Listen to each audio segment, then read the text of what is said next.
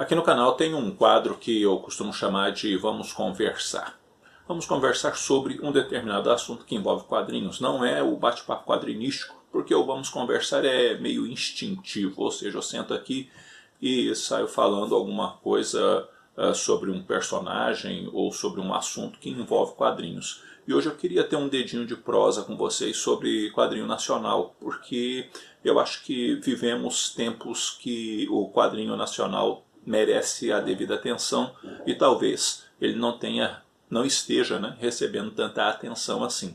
Sejam muito bem-vindos ao Eu Leio Gibi. Meu nome é João e hoje eu quero ter uma conversinha com vocês, um bate-papo sobre quadrinho nacional.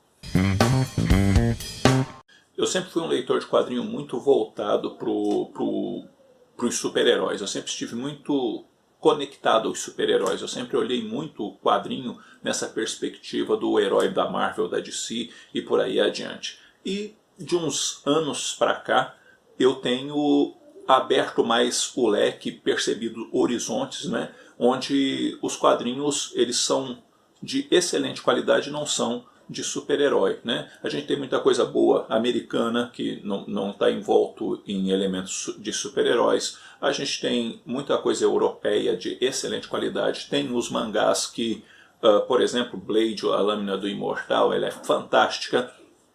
E nós temos muita coisa boa no Brasil, né? E quando eu falo assim, né, eu não estou me referindo necessariamente à Turma da Mônica. A Turma da Mônica ela é um quadrinho, né, ou uma linha de quadrinhos extremamente consolidada, que vende muito bem e que dispensa apresentações, né? Eu quero falar mais de outros aspectos ou de outras formas, né, de outros quadrinhos nacionais. Que tipos de quadrinho, como por exemplo o Inário Nacional do Marcelo Quintanilha, ou ainda o próprio Talco de Vidro do Marcelo Quintanilha. Dois quadrinhos, por exemplo, que eu adoro. E adoro por quê? Porque esse aqui foi o primeiro quadrinho dele que eu li, e quando eu li, eu me recordo bem de começar a ler e falar assim, cara, isso aqui está parecendo um filme nacional daqueles bem antigo, e eu fui lendo e a história foi me cativando, e quando eu terminei eu estava fascinado com aquilo que eu tinha me deparado nesse quadrinho. Aqui é um quadrinho que choca, porque ele apresenta realidades do nosso país, realidades dentro do contexto das pessoas, que de fato choca, né? E eu penso que é um inário nacional realmente que reflete sobre muitos aspectos aquilo que se vive em campos da vida que são inquietantes e muitas vezes horripilantes por causa da cena vivida ou do momento vivido ou das explorações e por aí adiante que muitas vezes as pessoas sofrem.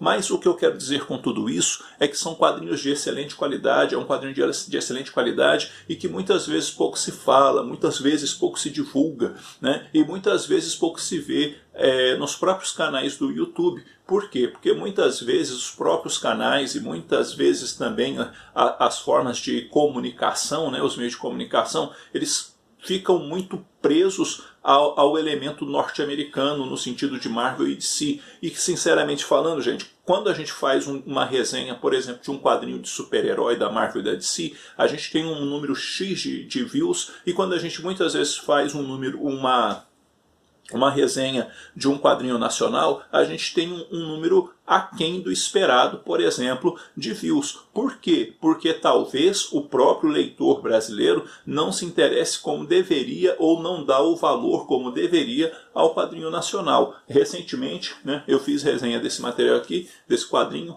que é o Duque e as Mortes. É um quadrinho muito bom, né, e que eu esperava um número maior de reviews. Fernando também fez lá do Central HQs, e eu fui dar uma olhada, por exemplo, na plataforma lá do Catarse, onde ele estava sendo vendido, e o número de apoios que estava lá era muito baixo, e eu me perguntei por que tão baixo, né? E uma das razões, por exemplo, dessa nossa conversa é justamente porque existe essa questão, né? Por que tão baixo? É um quadrinho muito bom, tem arte muito boa, tem um acabamento muito bom, né? E a gente muitas vezes não olha como deveria, não aprecia como deveria. Por quê? Porque a gente continua, às vezes, muito olhando para fora e não olha o que a gente tem dentro, ou seja, o que a gente tem aqui para a gente, dentro do nosso próprio país, dentro de qualidade, de gente muito boa fazendo a diferença, como o Marcelo Quintanilha, como o Frank Tartarus e o Adam Marini,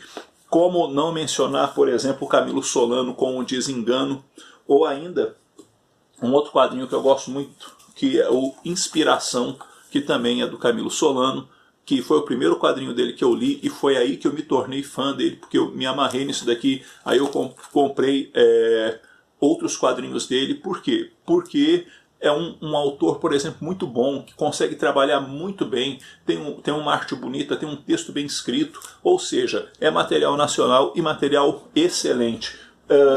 Outro cara excelente, na minha opinião, é o Chico. Lavagem é um quadrinho sensacional, é um quadrinho que chama a atenção, é um quadrinho que provoca grande reflexão, que te remete a interpretações e que muitas vezes também é pouco observado. Um outro quadrinho que eu gosto mais é o Cadafalso, do Alcimar Frazão.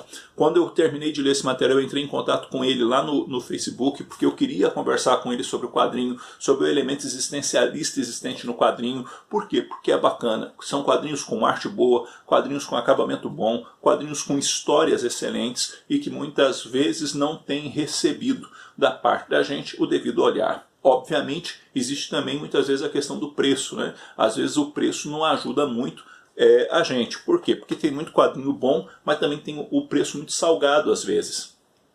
E isso remete, obviamente, a algumas dificuldades para a gente. Mas o que eu quero dizer é que, se a gente for considerar que muitos desses quadrinhos, né, têm saído na raça, o cara tem se esforçado sozinho, o cara tem batalhado sozinho, o cara tem ali produzir as coisas sozinho, corrida atrás de gráfica, essas coisas ali, posto a cara ali no Catarse para tentar, com muito esforço, os devidos valores para poder financiar, fica meio complicado ser mais barato dependendo da circunstância, né? Outras poderiam ser, não sei. O que eu sei é que, né, muitas vezes a gente não olha o quadrinho nacional com o carinho que deveria olhar, e a gente às vezes não valoriza tanto o quadrinho nacional como deveria, né? É isso ainda, né? Dá para se pensar no Bear, dá para se pensar em Matador de Unicórnios, Bulldogma, dentre outros títulos que são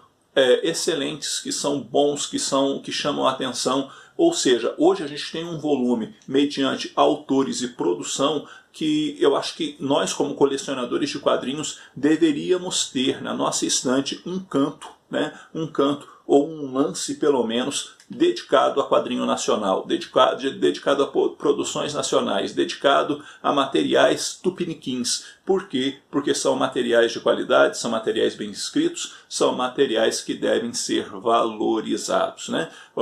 Cito ainda esse ano, né, um quadrinho nacional que eu li que eu gostei muito, que foi o Projeto Corsários, sabe, que chama a atenção. Estou de olho, né, no quadrinho novo do Camilo Solano. Dá para sair um quadrinho do Chico também, que a editora Mino, né, que está publicando e que está fazendo assim um barulho bacana sobre esse quadrinho. Então são quadrinhos e com autores que vale a pena a gente dar uma conferida, a gente dar uma observada, a gente dar uma refletida e se perguntar: se eu não estou lendo o quadrinho nacional, por que não estou? Por que não estou dando a devida atenção, né? E não só isso, se você procurar, você vai encontrar, né, mas eu estou sem dinheiro para poder comprar quadrinho. Mas se você der uma procurada direitinho na internet, você vai ver aí vários sites, né, onde o pessoal publica o material, publica os quadrinhos lá nos sites e em blogs, onde você pode estar lendo muita coisa produzida no Brasil